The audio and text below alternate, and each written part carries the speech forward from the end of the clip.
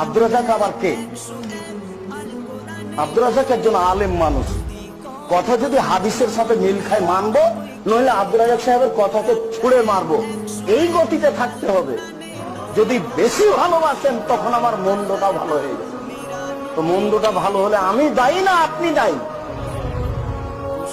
কিয়ামতের মাঠে যদি ইমাম আবু হানিফা বলেন জি না আমি কাউকে বলিনি যে তোমরা হানাফি বলে দাবি করো, এরা কি করবে?